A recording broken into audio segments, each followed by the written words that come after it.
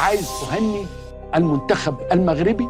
كل التحية لرجال المغرب وكل التحية للشعب المغربي رغم اختلافنا معهم في بعض الأمور. ألف مبروك للمغرب ولكل جمهور كرة القدم المغربية والجمهور العربي بهذا ماذا قال الإعلام العربي والمصري والجزائري والتونسي والخليجي بعد تأهل المغرب إلى نهائي كأس إفريقيا بالفوز على نيجيريا؟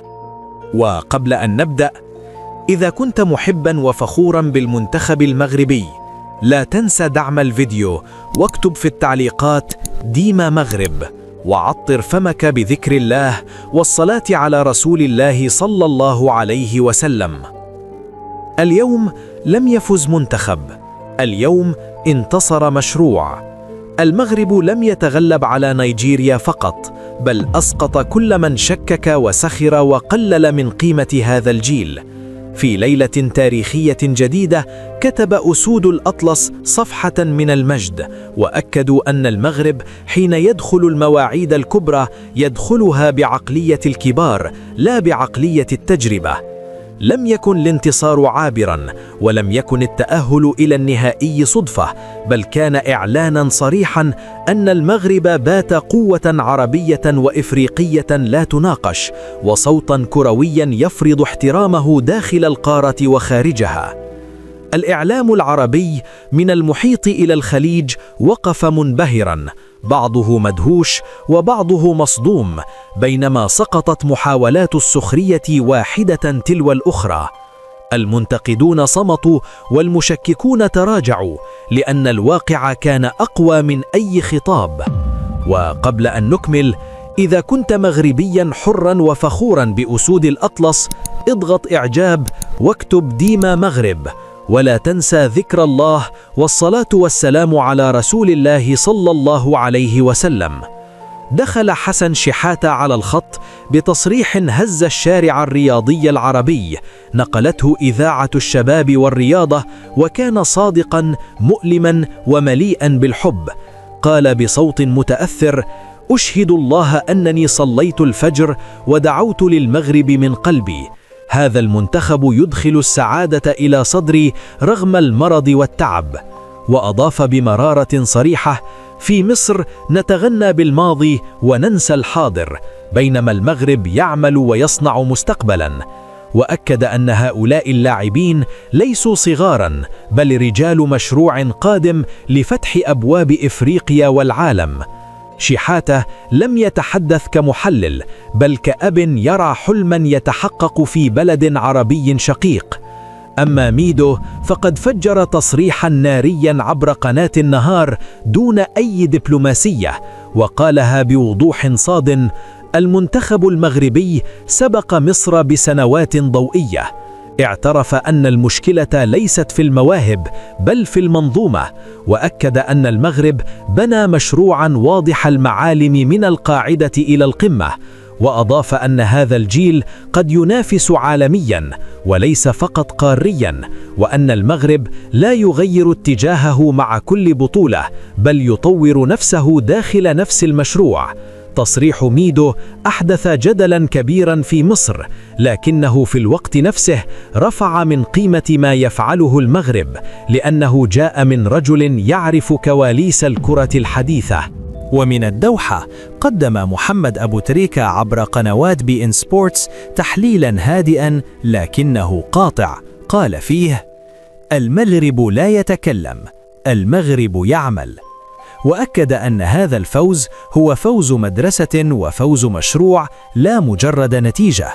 أشار إلى التحرك بدون كرة، الضغط الجماعي، التوازن والهدوء الذهني، وقال إن التأهل إلى النهائي ليس سقف الطموح، بل خطوة طبيعية في مسار أطول.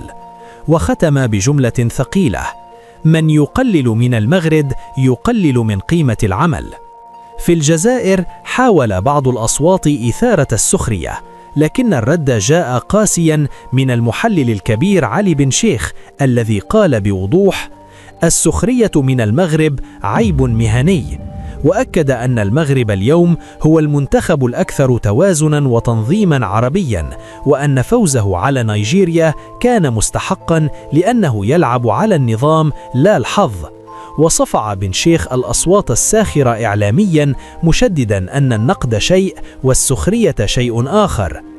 أما في الخليج فقد قال وليد الفراج بوضوح: المغرب يقدم كرة محترمة تشبه الفرق العالمية، وأضاف أن الوصول إلى النهائي رسالة لكل من استهان به، وأن هذا المنتخب نموذج يدرس لا خصم يستهان به، داعيا الجماهير العربية للفخر بما يقدمه. المدرب التونسي نبيل معلول لخص المشهد قائلا: المغرب لم يفز بمباراة، بل حصد نتيجة مشروع طويل المدى، منتخب يدار بعقلية أوروبية وروح إفريقية، يعرف متى يصبر ومتى يضرب. وفي الخلاصة، المغرب لم يصل إلى نهائي كأس الإفريقية صدفة، بل وصل بالعمل، بالعقل وبالرجال. اليوم المغرب يرسل رسالة قوية: نحن هنا وسننافس حتى النهاية. ولم يتأخر اسم محمد زيدان عن الحضور في هذا المشهد الكبير، فالرجل الذي عاش الكرة الأوروبية من قلبها ووقف في أكبر الملاعب خرج بتصريح حمل وزن التجربة لا ضجيج التحليل. زيدان لم يتحدث بانفعال ولم ينجرف خلف العناوين، بل قال كلمته بهدوء الواثق: ما يقدمه المنتخب المغربي اليوم هو ما كنا نحلم به لأي منتخب عربي. وأكد زيدان أن ما يميز المغرب ليس المهارة فقط، بل العقلية، عقلية لاعب يعرف متى يضغط ومتى يهدأ ومتى يقتل المباراة دون اندفاع. وقال إن هذا النوع من المنتخبات هو الأصعب في المواجهة، لأنه لا يمنحك فرصة العودة ولا يعيش على لحظة، بل يبني تفوقه خطوة خطوة. وأضاف أن اللاعب المغربي اليوم يلعب بثقة لاعب أوروبي، لكنه يحتفظ بروح إفريقية شرسة، وهذا المزيج نادر وصعب. وأشار إلى أن الوصول إلى نهائي كأس إفريقيا لم يأتي لأن المغرب أفضل على الورق، بل لأنه أفضل في التفاصيل: التحرك بدون كرة، الالتزام، احترام الخطة، والهدوء تحت الضغط. وختم زيدان حديثه بجملة قوية لخصت كل شيء: المنتخب المغربي لا يفاجئني، لأنه منذ سنوات يسير في نفس الطريق، ومن يسير في طريق صحيح لا بد أن يصل. شهادة زيدان لم تكن مجاملة، بل كانت اعتراف لاعب يعرف جيدا أن الكرة الحديثة لا ترحم من يعمل بنصف مشروع، ولا تكافئ إلا من يملك رؤية كاملة، والمغرب اليوم يملك هذه الرؤية كاملة. اللهم وفق المنتخب المغربي واحفظ لاعبيه وبارك في جهودهم، واجعل التتويج حليفهم، وأفرح قلوب جماهيرهم. وإلى جماهير أسود الأطلس: لا تنسوا الدعم، اضغطوا لايك، اشتركوا في القناة، واكتبوا بكل فخر: ديما مغرب.